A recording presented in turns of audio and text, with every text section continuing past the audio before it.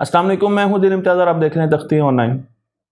1901 में यूनान की बंदरगाह के करीब हमें एक कूड़े करकट का टुकड़ा मिला। इसकी शक्ल कुछ अजीब थी, इसलिए लोगों को इसमें बहुत ज़्यादा इंटरेस्ट हुआ। इसे वहाँ से निकाल लिया गया, इस पर लगा गंद साफ़ कर दिया गया, बहुत से कोरल रीफ इस पर मौजूद थे और फिर इसे गौर से देखा गया। तारीख नवीसों का ये कहना है कि ये मशीन, जी हाँ बिल्कुल, ये मशीन 2000 साल पुरानी है और जब इस मशीन को रिकंस्ट्रक्ट किया गया, इसे देखा गया तो पता चला कि ये तो एक कंप्यूटर है और ये कंप्यूटर 2000 साल पुराना है। इस कंप्यूटर से हम क्या मदद ले सकते हैं, मैं आपको यहाँ पर इसकी तस्वीर भी दिखा रहा हूँ, तो आप देखिए कितना एडवांस कंप्यूटर लग रहा है। इसके ज़रिए हम सियारों की मोशन को पढ़ सकते हैं। हम मरकरी, मून, वीनस, अर्थ, इनके मोशन को ट्रैक कर सकते हैं।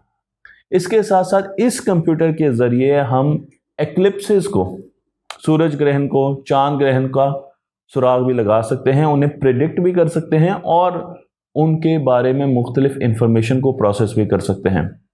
एक ख्याल ये भी है कि ये कंप्यूटर सीज़र को, जूलियस सीज़र को गिफ्ट देने के लिए भेजा जा रहा था, जो कि समंदर में गर्क हो गया।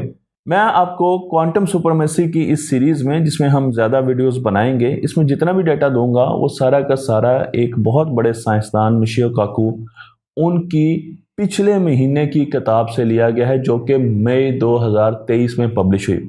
इस वक्त न्यूयॉर्क की बेस्टसेलर बन चुकी है। इस किताब का नाम है क्वांटम सुपरमेसी और जितना डाटा यहाँ पर आपको दिया जाएगा ये इसी किताब से लेकर दिया जाएगा। तो ये तो पहला रेफरेंस है जिसके ज़रिए मैं आपको ये बताना चाहता हूँ कि ये डाटा ऑथेंटिक है।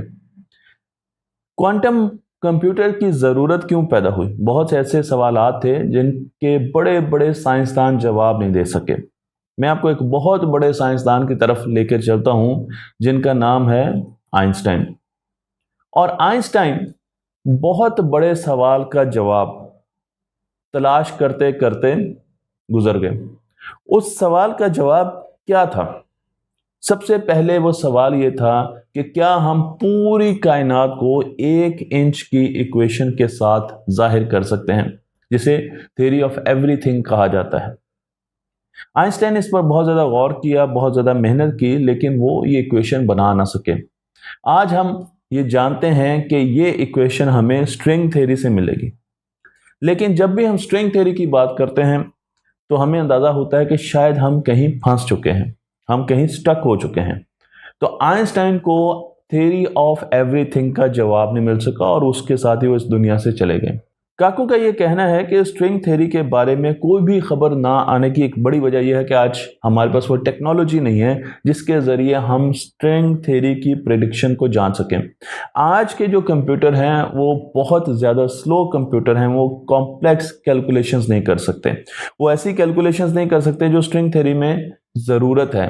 वो ट्रेडिशनल कंप्यूटर्स जब हम स्ट्रिंग थ्योरी पर लेकर जाते हैं तो वो वहाँ पर फेल हो जाते हैं, इसलिए हमें क्वांटम कंप्यूटर की ज़रूरत है। जब हम क्वांटम कंप्यूटर की बात करते हैं तो मैं दोबारा उसी कंप्यूटर की तरफ जाता हूं जो कि 2000 साल पुराना था और हमें 1901 में मिला। उसके बाद बहुत अरसे तक हम कंप्यूटिंग दुनिया में ज़्यादा तरक्की ना कर सकें। हमारे पास वही कंप्यूटर आए जिस तरीके से गियर्स पर बने थे, स्केल्स पर, एबेकस पर, छोटी छोटी मशीन्स पर हमने कंप्यूटिंग करना शुरू कर दी, लेकिन कोई मेजर ब्रेक थ्रू हमें नज़र ना आया।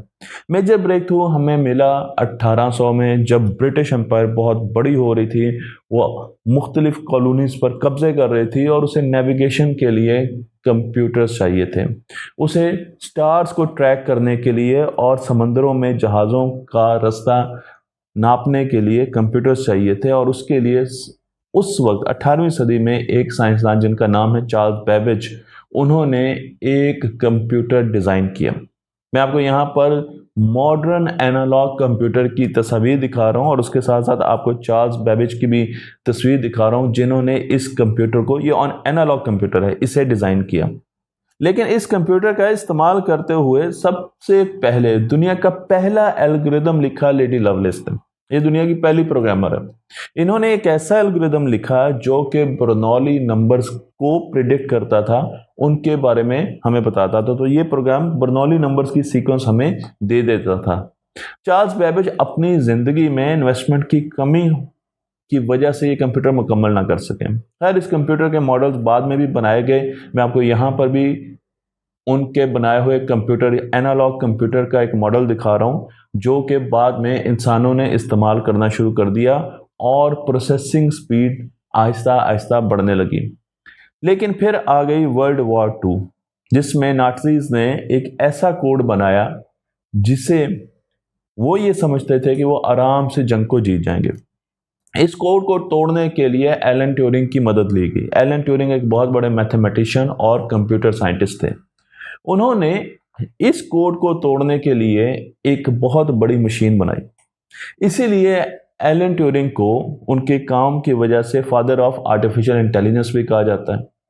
इस मशीन का नाम ट्यूरिंग मशीन था और इस मशीन के ज़रिए उन्होंने उस कोड को ब्रेक किया। लेकिन मैं यहाँ पर यह भी बता दूं कि ट्यूरिंग का सिर्फ यही काम नहीं था कि उसने नाज़ीज़ के कोड को ब्रेक किया, बल्कि उसने कुछ ऐसी चीज़ें भी हमें दी जो कि आज तक आर्टिफिशियल इंटेलिजेंस की दुनिया में हमें काम देती हैं। और उसमें ट्यूरिंग टेस्ट बहुत ही अहम चीज़ है, जिसके बारे में हम आर्टिफिशियल इंटेलिजेंस की वीडियोज़ में डिस्कस करेंगे। अब आहिस्ता आहिस्ता कंप्यूटेशंस बढ़ती जा रही थी, बिजली आ चुकी थी, कंप्यूटर्स में बिजली का इस्तेमाल भी शुरू हो गया, वैक्यूम ट्यूब्स का इस्तेमाल शुरू हो गया और ट्रांजिस्टर्स का इस्तेमाल शुरू हो गया। मैं आपको यहाँ पर ट्यूरिंग मशीन दिखा रहा हूँ, तो आप देख सकते हैं कि ट्यूरिंग मशीन के 3 हिस्से हैं। डाटा ये लेता है 0-1 फॉर्म में, बाइनरी फॉर्म में। तो आपको जो पहली टेप नज़र आ रही है वो इसकी इनपुट है, उस पर हमें डाटा मौजूद मिलता है और उसके बाद वो डाटा फीड किया जाता है बीच वाले बॉक्स को। इस बॉक्स में मुख्तलिफ किस्म के एल्गोरिदम्स हैं, रूल्स हैं, ये रूल बेस्ड कंप्यूटर है। इन रूल्स को इस डाटा पर अप्लाई किया जाता है, यानी कि डाटा को प्रोसेस किया जाता है और फिर डाटा आउटपुट कर दिया जाता है। तो मैं आपको यहाँ पर आउटपुट की भी छोटी सी डिस्क यहाँ दिखा रहा हूँ। कहा जाता है कि ट्यूरिंग मशीन की वजह से, क्योंकि इसने वो कोड तोड़ दिया जिसकी बदौलत नाज़ीज़ बहुत ज़्यादा हमले कर रहे थे, वर्ल्ड वॉर 2 2 साल पहले ख़त्म होगी। अगर ट्यूरिंग मशीन ना बनती तो वर्ल्ड वॉर 2 2 साल आगे तक जा सकती थी। लेकिन मुश्किल ये है कि हम डिजिटल एज में तो दाखिल हो चुके हैं, जहां पर हमने ट्रांजिस्टर्स बनाने शुरू कर दिए हैं और डिजिटल कंप्यूटर्स बनाने शुरू कर दिए हैं। लेकिन अब डिजिटल कंप्यूटर का दौर ख़त्म होता जा रहा है, क्योंकि हम एक प्रोसेसर में इतने ज़्यादा ट्रांजिस्टर्स डाल देते हैं, ट्रांजिस्टर्स का साइज़ आहिस्ता आहिस्ता छोटा होता जा रहा है। ज़्यादा ट्रांजिस्टर हम एक प्रोसेसर में डालते हैं, जिससे उस कंप्यूटर की पावर ज़्यादा हो जाती है। मैं आपको यहाँ पर ग्राफ भी दिखा रहा हूँ, तो आप देखें कि किस तरीके से हम प्रोसेसिंग स्पीड की लिमिट को पहुँचते जा रहे हैं। क्योंकि जब हम बहुत ज़्यादा ट्रांजिस्टर एक चिप में डालना शुरू हो जाएंगे तो उसकी भी एक हद है।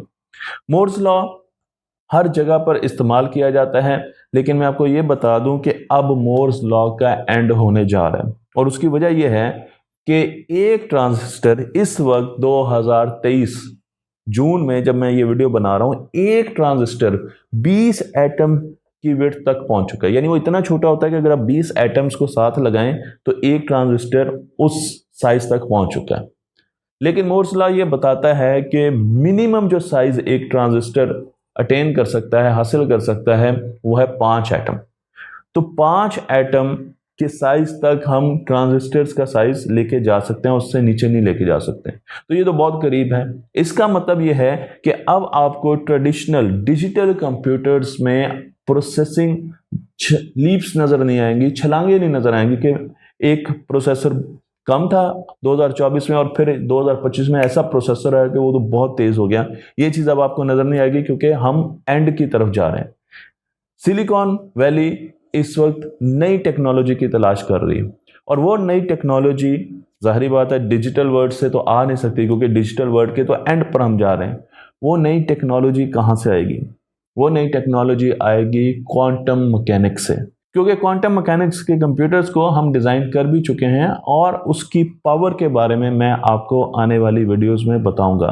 तो हम चलते हैं उस टेक्नोलॉजी की तरफ जो कि डिजिटल टेक्नोलॉजी के बाद अगला लेवल है, नेक्स्ट लेवल है। मुझे उम्मीद है कि ये वीडियो आपको पसंद आई होगी। तख्ते ऑनलाइन को लाइक कीजिए, शेयर कीजिए और इस इल्म को दूसरों तक पहुंचाते रहिए।